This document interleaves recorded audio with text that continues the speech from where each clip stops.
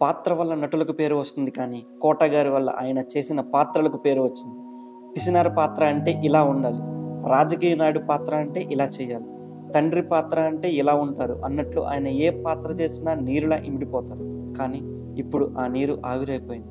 అనంత ఆకాశంలోకి సినిమా ప్రేక్షకులను వదిలి వెళ్ళిపోయింది. 1947 నూజివీడులో జన్మించిన కోట గారు సినిమాల్లోకి రాకముందే మంచి నాటక కళాకారుడు. ఆయన నటనకు సంబంధించిన పునాది థియేటర్ నుంచే మొదలైంది. వివిధ నాటకాల్లో విలక్షణ పాత్రలు చేశారు. అప్పుడు ఆయన స్టేట్ బ్యాంకులో మేనేజర్గా పనిచేసేవారు. 1980లో ప్రేమ పిలుపు అనే చిత్రంతో సినీ రంగంలో అడుగుపెట్టారు.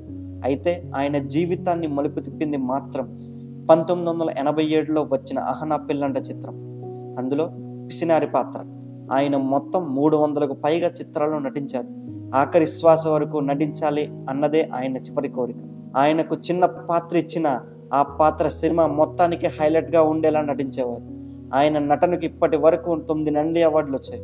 కోట గారు చాలా ముక్కుసూటి మనిషి. ఆయన మనసుకు అనిపించింది ఏం జంకు భయం లేకుండా నిర్మోహమాటంగా వ్యక్తీకరించే భోలా శంకరుడు. అందుకేనేమో 1999 తెలుగుదేశం నుండి విజయవాడలో పోటీ చేసి గెలిచారు. కానీ తర్వాత సినిమాలే ప్రధానంగా అనుకొని తర్వాత సంవత్సరం నుండి రాజకీయాలకు సెలవు ప్రకటించి పోటీ చేయలేదు.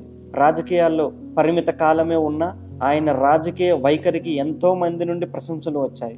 ఆయన జీవితం కూడా ఒక సినిమా లాంటి కథ. ఒక సాధారణ బ్యాంకు ఉద్యోగి నుంచి పద్మశ్రీ అవార్డు పొందిన నటుడుగా ఎదిగి ఆయన ప్రస్థానం నేటి నటులకు ఉదాహరణ.